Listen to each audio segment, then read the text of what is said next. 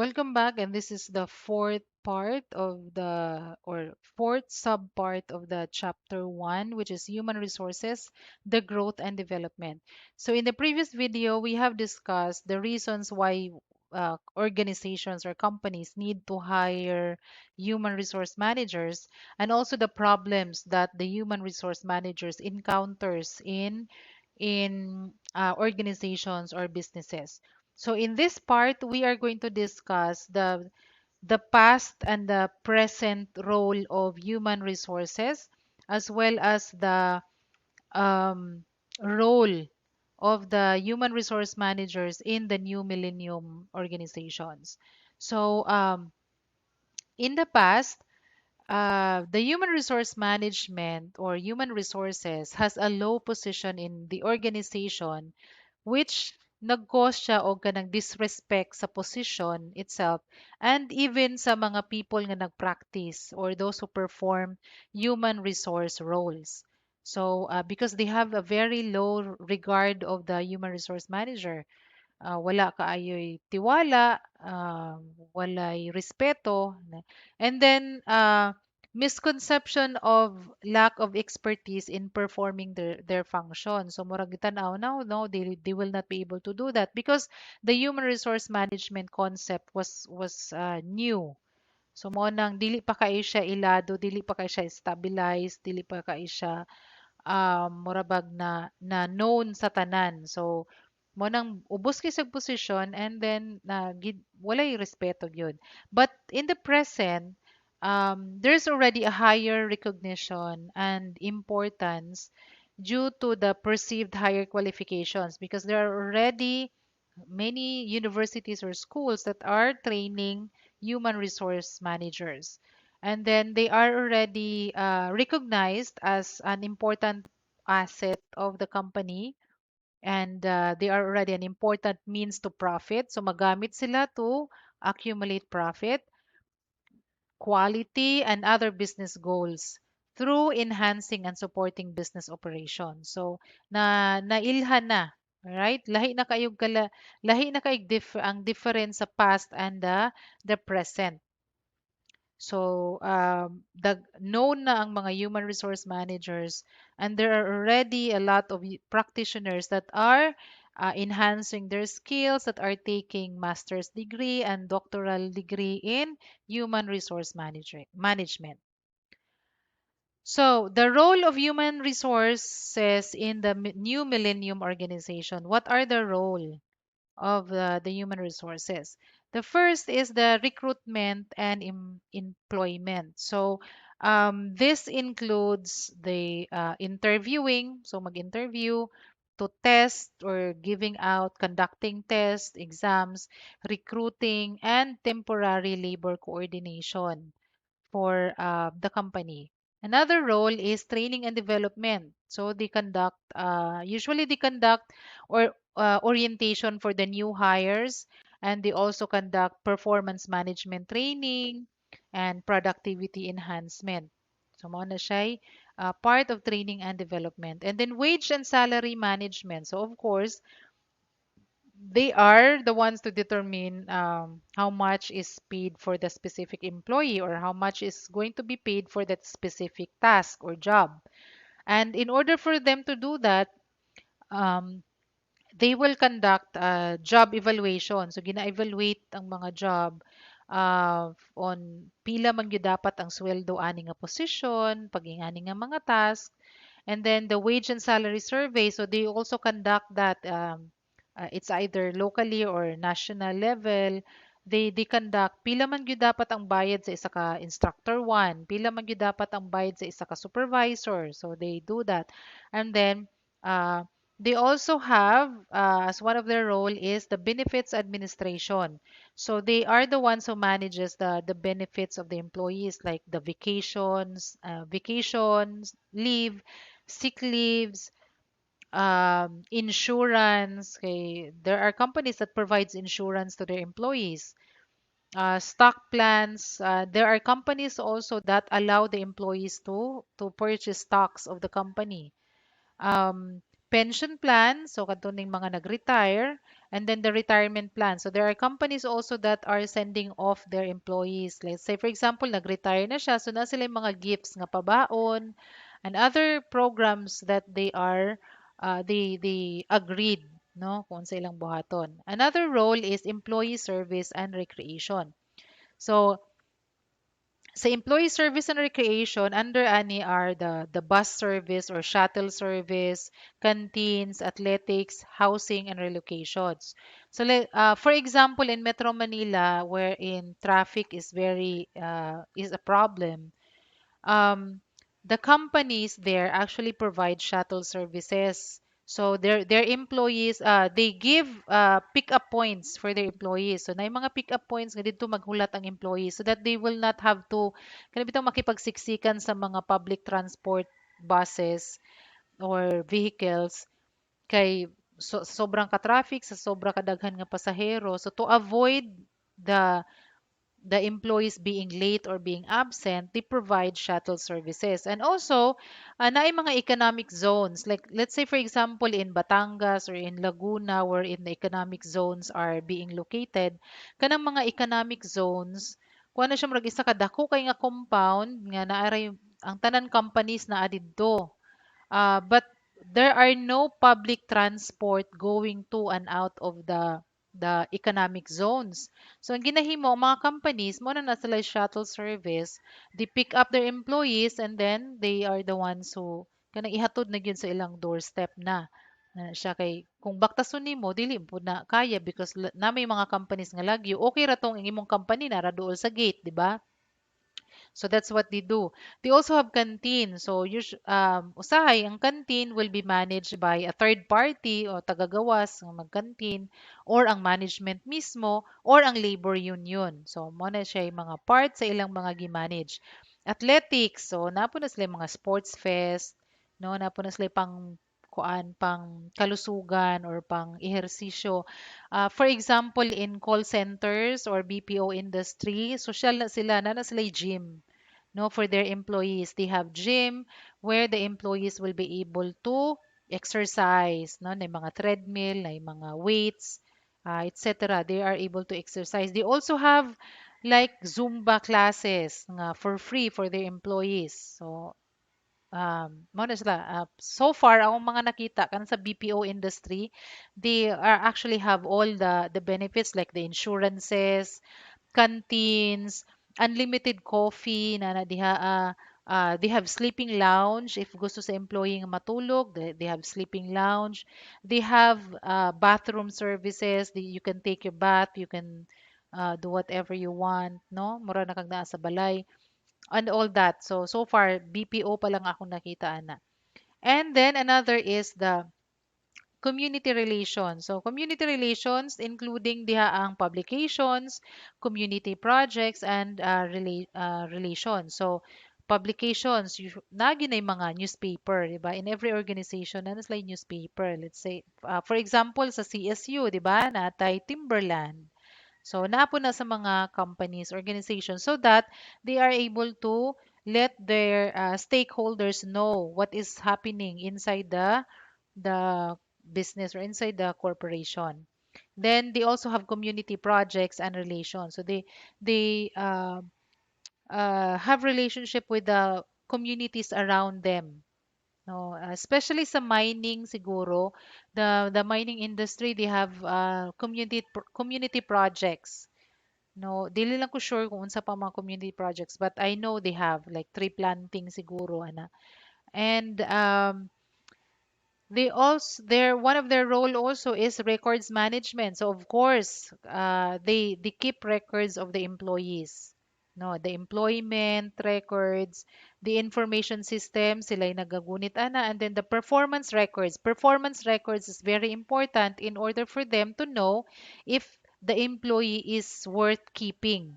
No, if the salary they're giving is uh, gives value to the position or the task. Then health and safety, that includes training, safety inspection, dental and medical services, drug testing. So may example na po na ako ang BPO because in the BPO, they have dental and medical services. So every year, free na ang kanang check-up, no? Murag executive check-up. If you're 30 years old and above, there are additional checks that needs to be done, like pap smear for the girls. And then if you're 40 years old, they have ECG na already. They have additional checkup compared to kanang mga younger, marag mga basic checks lang. But when you go older, they have additional checks that are free. And they also have dental services. They also have health cards that they give to the employees. Then regularly, they also have drills on earthquake drills, fire drills, no, that's for the safety of the company, of the employees also, and drug testing. So that's regularly good, random drug testing. Okay. Then lastly, strategic management. So when we say strategic management, this includes collaborative planning, outsourcing manpower research, and then organizational planning. So this is done regularly together with the top management because in strategic planning or strategic management, what they usually talk about is the performance, the previous performance compared to the target, if they have met the target or not, and then what they are going to do next in order for them to achieve the targets that they were not able to achieve last year, and also to enhance the targets that they have reached last year, and then they are going to add another target, no, depende sa kung unsay kinahanglan. So those are the role of the human resource in the new millennium organization. So just imagine, these things are not easy to do, and that's why um, human resource management is already what you call that, it's offered, no, by all the if not all, almost the universities. So it's being offered na, it's being known na, it's being recognized, and that's why there are people specializing in this field because this is a very important role, or this is a very important field. Okay, so that was human resource management. So what about the personnel or human resource manager? Unsa man iyang role as a manager? There are several roles that the resource manager hand or I mean yung gidala. So one of them is being a supervisor. As a manager, you plan, you organize, you direct, you control, and you coordinate the activities of your department. Okay. As a manager, you can delegate some of your functions to your subordinates, but you have to check on them through follow-ups. So, unsa naman? So, may status ani? Is it okay na? Are we good with this? No? And you also manages the work of the employees in your department and train them in developing their skills for efficiency. Okay, so that's your role as a supervisor. As a manager, you supervise. Okay, you train your people. Because in case nga mag-resign ka, makita ka greener pasture, makita ka better offer sa other companies, you have to make sure that imong gibiyaan, they are already capable. They can take over. Right? Another is administrative official. So as an administrative official, you or the whole staff, you conduct or direct certain personal activities as provided for in the policies and programs entrusted to the development. Um, you see to it that the labor laws and the government regulations are properly complied with. No, you should also know how a policy is made and administered. Okay, so that's your role as an administrative official. You are also an advisor. So, as an advisor, you serve as a counselor, a guide, and confidante. So, you are going to be like a guidance counselor to the management supervisors and also the employees.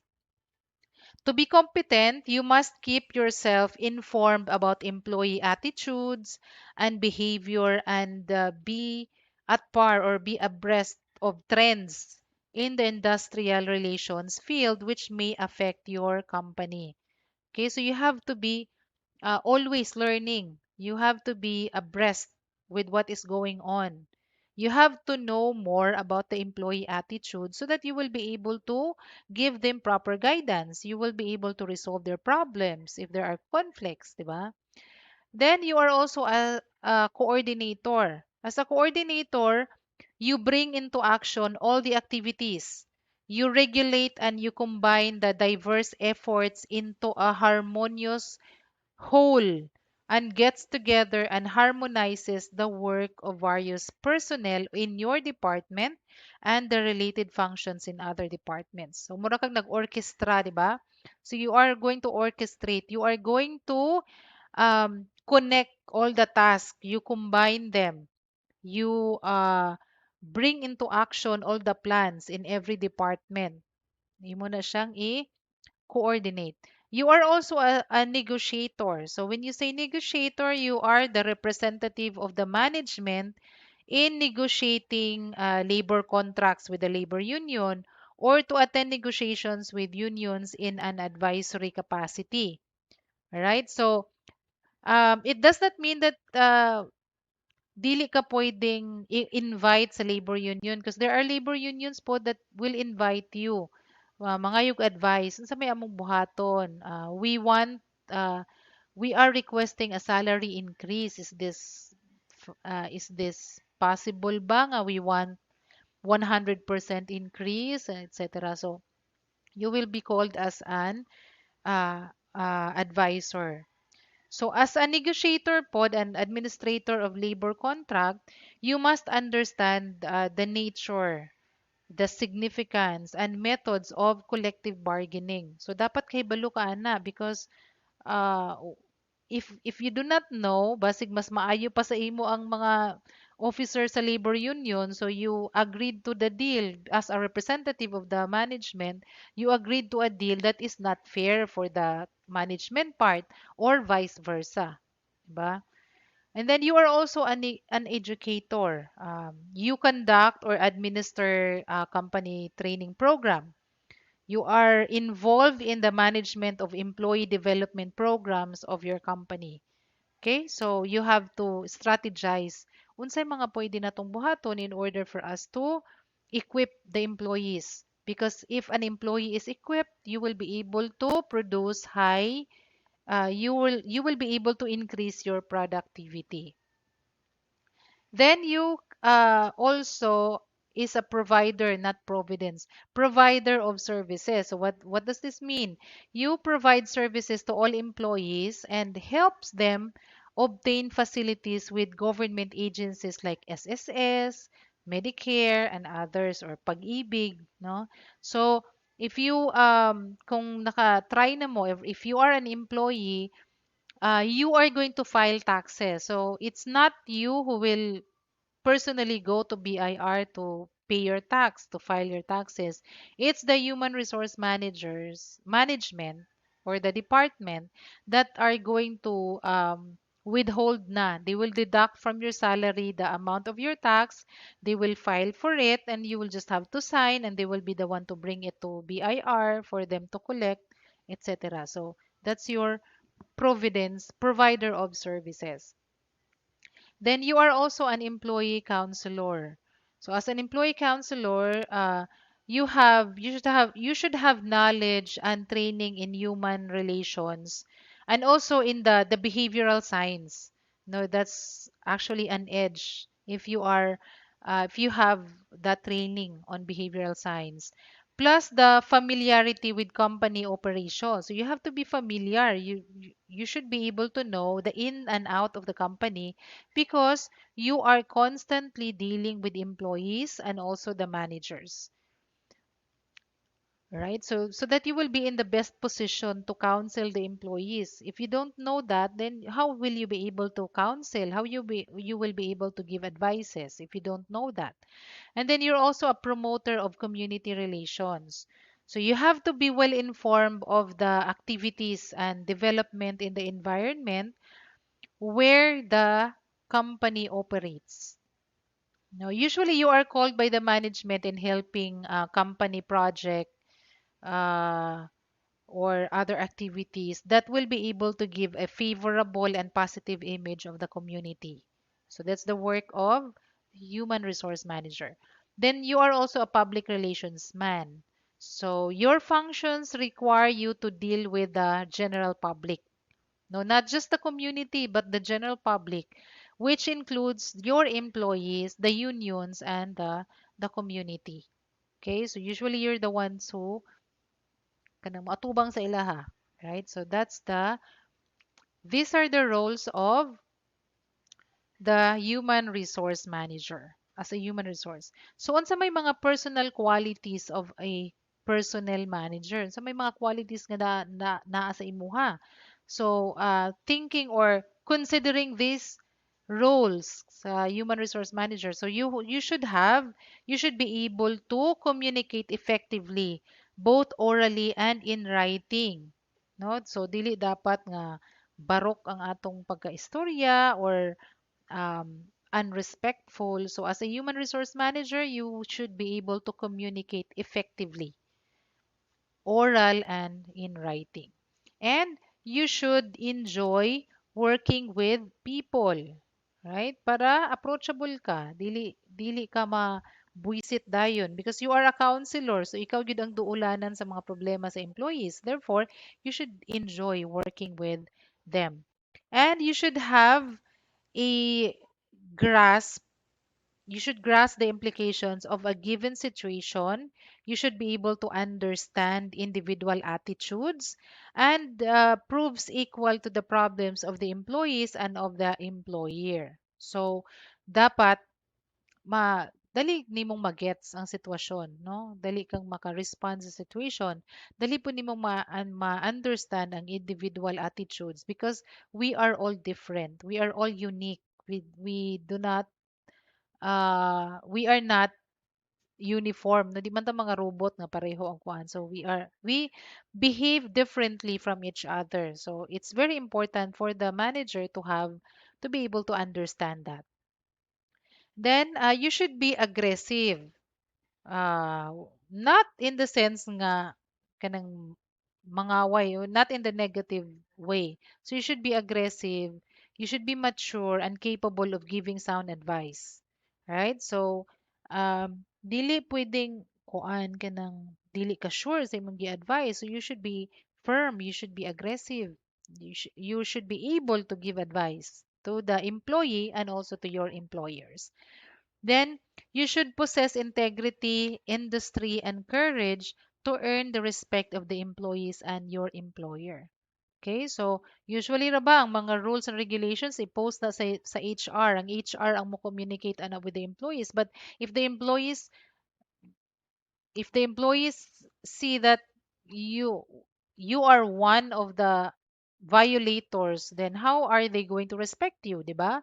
So you should always have the integrity to uh, earn their respect because respect is earned, no? Dili na siya ginadikta, it is earned. Bisan pag unsa ka ka-terror, of course mosunod ang employee, but they sunod because nahadlok sila or mahadlok silang pahawaon sa trabaho, but not because of respect. There are people nga there's very soft spoken, but they're able to convince, they're able to make people follow. They are able to gain the respect of the people. Another is you should possess a pleasing personality and personal warmth and should be approachable. Okay, so usually mo ng ang mga human resource managers, they have degree in psychology or they have degree in human behavior, so that they will be able to adjust. No, they will be able to know how to deal with different personalities. Right? So these are the personal qualities of the personnel or human resource manager and also the role of the human resource management. So if you have any questions, just post it down below or you can post it in our classroom. And then I'll see you in the next part of this chapter. Thank you.